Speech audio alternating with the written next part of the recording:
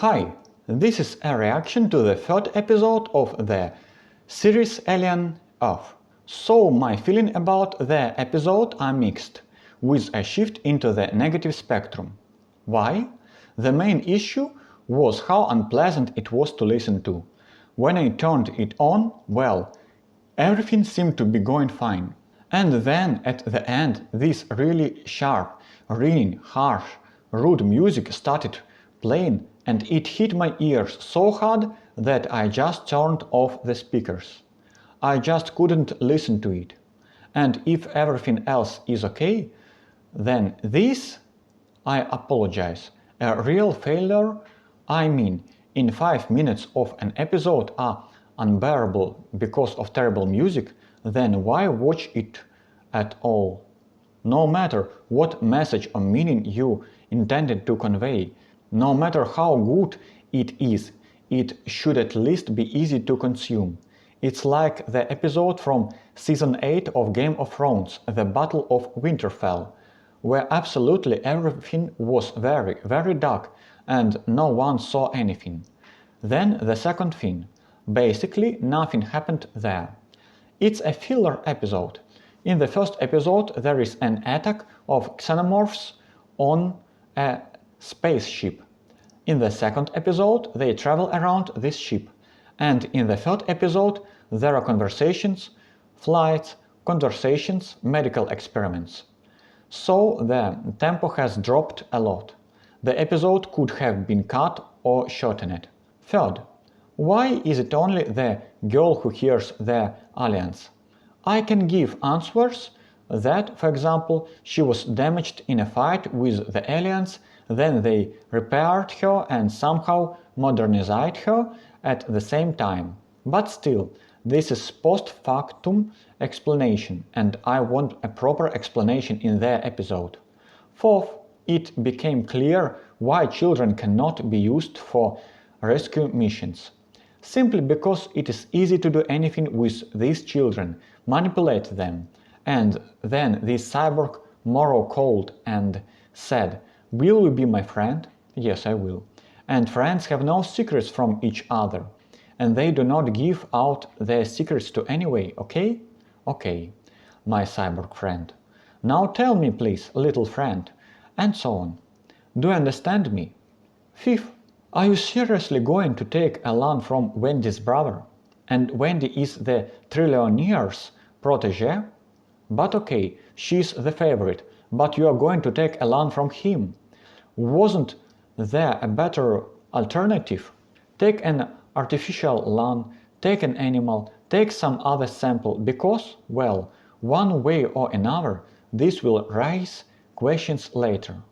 It is going to lead to the brother waking up, Wendy coming to him and seeing that he has no Lan and asking, "Where is your Lan?" After which the company will face, well, some unpleasant questions they will have to answer. That seemed stupid to me. Sixth, when Wendy lost consciousness, fell, they abandoned her unconscious in the lab. Why doesn't that seem unrealistic? They just left. I think they should have picked her up and carried her to her room. But at the same time, the series has its advantages. First, it's the cyborg Morrow. A great solution. The cyborg no longer has his own family, he no longer has his own job, and he thought about it and came to a new goal, a new meaning in life. Now his life's purpose is his project, saying the aliens and their eggs. He will find them and, well, he will explore them. That's his purpose, and I think that's brilliant. Then the conversation between the cyborg and the child is great. This is exactly how you should convince children.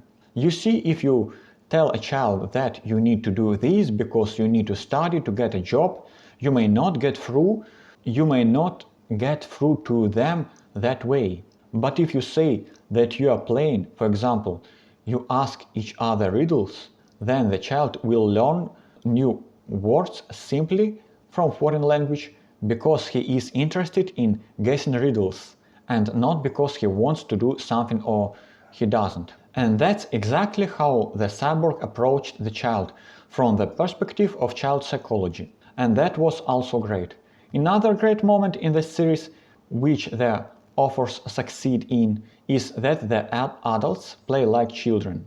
It's very difficult to get into the role of a child, but in fact, yes, I do not see adults. I see teenagers who are afraid of something, embarrassed, want something. And so it is also very cool. They behave like children. I work with children and I see that this is exactly what children are. So, the series has both minuses and pluses. Moreover, there were some idiocies in the original 1979 film Alien. There people are walking, once they slipped up, twice they slipped up again, then they constantly slipped up, they don't walk in a crowd. You see how much idiocy there is. In the film Aliens, there is also a huge amount of idiocy. For example, even the cyborg could have taken up arms and killed all the aliens, just all of them, or the fact that they have no connection with headquarters. For example, Soldier took a phone, called the ship Sulaco, and Sulaco called the rescuers. Also idiocy. There is idiocy in this series too. It was just unpleasant to listen to it for those 5 minutes. It was just unpleasant for me to listen to it for those 5 minutes, while this music was pressing on my eardrums. Maybe it's because my speakers are 17 years old and I need to update them, but that's different. So my final verdict, I'd give it 5 out of 10. Thank you for your attention.